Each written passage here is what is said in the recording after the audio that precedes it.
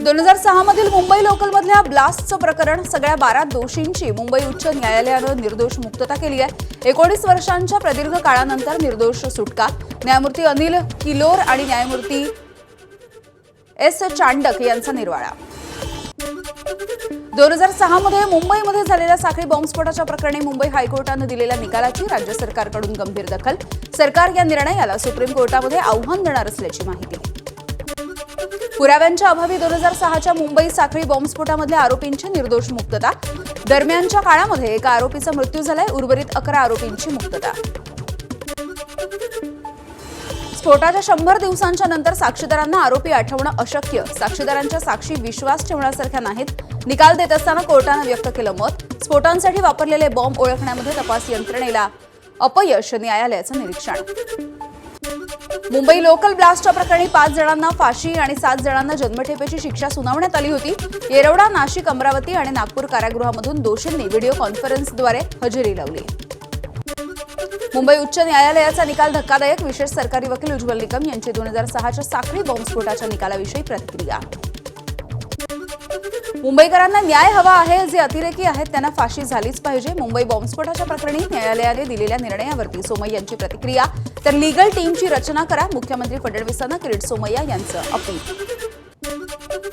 छावा संघटनेच्या पदाधिकाऱ्याला मारहाण करणं सूरज चव्हाण यांना भोवलंय। अजित पवार यांच्या राष्ट्रवादीचे युवक काँग्रेसचे प्रदेशाध्यक्ष सूरज चव्हाण यांना पक्षाकडून राजीनामा देण्याचे आदेश त्यांनी राजीनामा दिला आहे।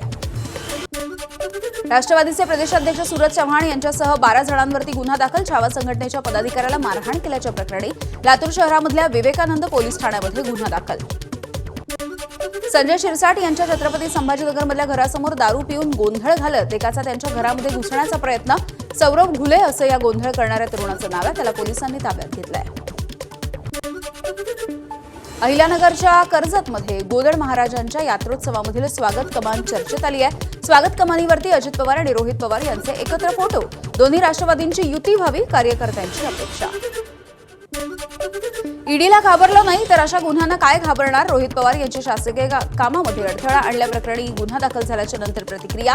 नागरिकांसाठी न्याय मिळवायचा असेल तर असाच आवाज वाढवावा लागेल, अशी ही प्रतिक्रिया।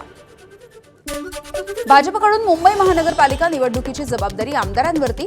काल वर्षावरती 1.5 तास बैठक। मुंबईमध्ये महायुतीमध्ये कुठेही वाद नको, समन्वय राखा, मुख्यमंत्र्यांच्या सूचना।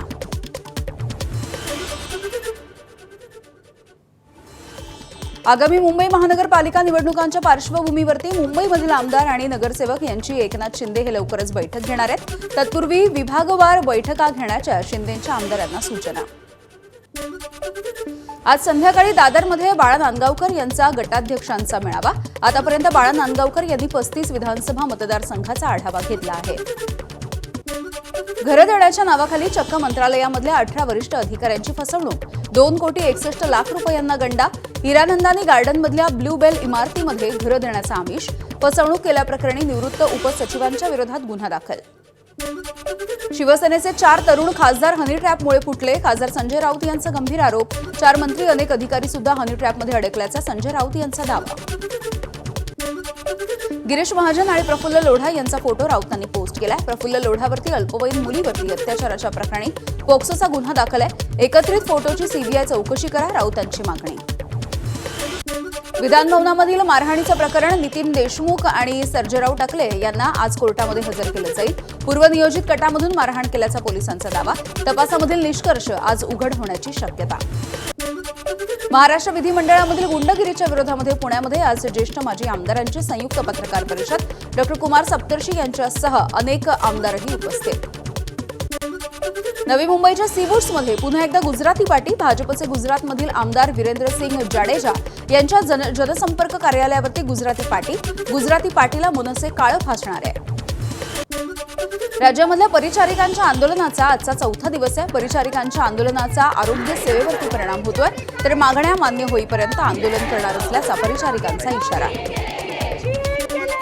मुख्यमंत्री फडणवीसांचा उद्या वाढदिवस। धर्मराव बाबा आत्राम यांनी लावलेले मुख्यमंत्र्यांचे बॅनर चर्चेचा विषय ठरतोय, तर भाजप पदाधिकारी आणि कार्यकर्त्यांना होर्डिंगबाजी करू नये, मुख्यमंत्र्यांच्या सूचना। धाराशिव जिल्ह्याच्या दौऱ्यावरती असलेले राष्ट्रवादीचे प्रदेशाध्यक्ष आणि खासदार सुनील तटकरे यांनी तुळजाभवानी देवीचं दर्शन घेतलंय। यावेळेला रुपालीताई चाकणकर यांच्यासह पदाधिकाऱ्यांची उपस्थिती। मुंबई सांस्कृतिक विकास महामंडळ आणि FTII यांच्यामध्ये मुख्यमंत्र्यांच्या उपस्थितीमध्ये सामंजस्य करार. मंत्री आशिष शेलार, FTIIचे अध्यक्ष आणि अभिनेते R माधवन यांची प्रमुख उपस्थिती. मनोरंजन क्षेत्रामध्ये आता गुणवत्तापूर्ण प्रशिक्षण मिळणार आहे. भोंगामुक्त महाराष्ट्र करण्यासाठी किरीट सोमय्या आज पनवेल, नवी मुंबई, तळोजा आणि कळंबोली पोलीस स्टेशनला भेट देतात. आमदार प्रशांत ठाकूर यांच्यासह पोलीस स्टेशनला सोमय्या भेट देणार आहेत. रत्नागिरीमध्ये पावसाने हजेरी लावली. काही दिवसांपासून विश्रांती घेतलेल्या पावसाने हजेरी लावल्यामुळे शेतकऱ्यांकडून समाधान, तर पुढील 2 दिवस मुसळधार पावसाचा इशारा.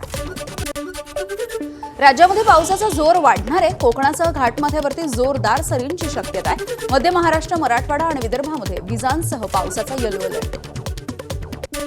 बुलडाण्यामधल्या अनेक भागामध्ये पावसाची दडी. पेरणी केलेली पिकं धोक्यात आली आहेत. सोयाबीन पिकावरती हुमणी अळीचा प्रादुर्भाव. शेतकऱ्यांवरती दुबार पेरणीचं संकट. ABP माझा, उघडा डोळे बघा नीट.